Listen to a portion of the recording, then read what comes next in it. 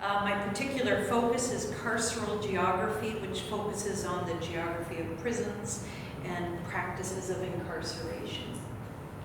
I'm also an instructor in geography at Capilano University, and one of the highlights of teaching is encouraging students in critical thinking, in questioning, in inquisitiveness, even disagreement when it comes to big issues and big ideas. In a prison environment, however, this type of questioning, critical thinking, and disagreement results in some sort of punishment.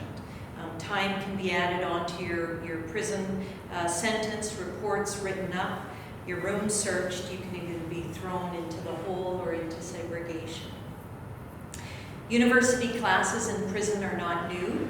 Almost 25 years ago, Simon Fraser University's prison program was canceled, despite impacting over 700 federal male prisoners. And in fact, every university degree program in Canadian prisons was canceled that same year. So, for the first time in a BC university, a university program will be offered in the Women's Federal Prison, Fraser Valley Institution. I've been working with prisoners, with UBC, with Capilano University to implement university courses into this prison. The fastest growing prison populations are women who are Indigenous, racialized, impoverished, and those with mental health issues. The increase in women's imprisonment is connected with the evisceration of health, social, and educational services. Over the last 5 years, the total number of federally sentenced women has increased by almost 40%. In the past decade, the number of federally sentenced Indigenous prison women has increased by almost 85%. Most women are in prison for the first time. 1 in 4 federal prisoners are over 50 years old. Prisoners are not only getting older, they're getting sicker.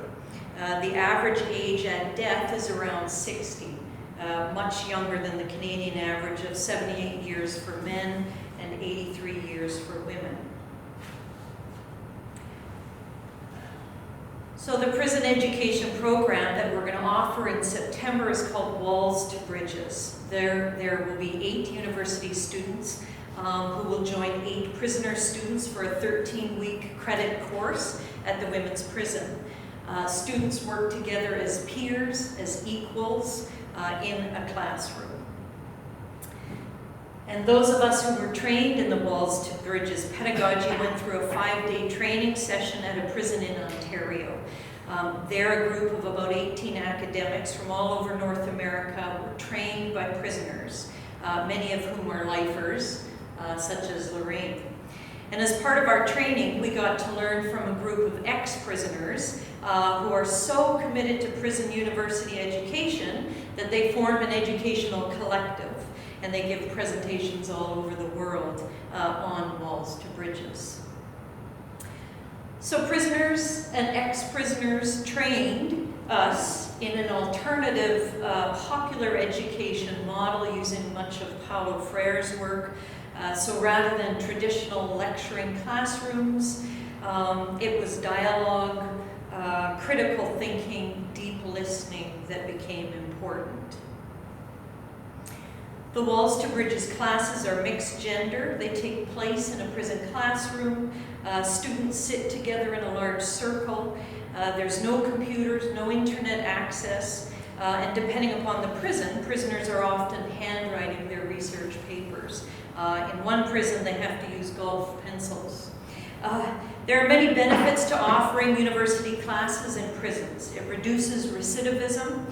It provides new ways of communicating.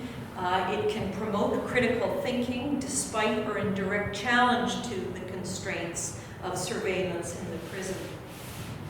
For outside students, there's a unique opportunity to open up new insights, to gain experiential learning, and significantly, assumptions and stereotypes about prisoners and stigmatization are all challenged.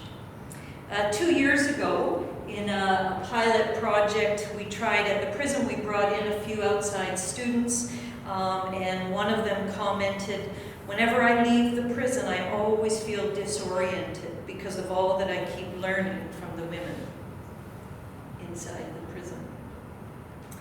And then one prisoner student, after the class, commented, "I get to remove myself from prison, although not physically, my mind is removed, I'm a little more free, I'm a little less angry, and I can deal with things a little better. I look forward to these classes all week." The fastest growing prison population in Canada is Indigenous women. 65% of the prisoners at Fraser Valley Institution are Indigenous. So this educational work can contribute to the public's understanding of reconciliation. It can create strategies to eliminate educational gaps between Indigenous and non-Indigenous folks. Education in prison can be a means to transcend not only the physical limitations, but the psychological and social limits that prison imposes, and even lead to a deeper questioning of the very structures and assumptions that leads to an emphasis on punishment over rehabilitation. Thank you for listening. Thanks to Turbulent and to the public scholars, and to UBC and to CAP and to Walls to Bridges, to the geography contingent. Thanks for listening and supporting this initiative.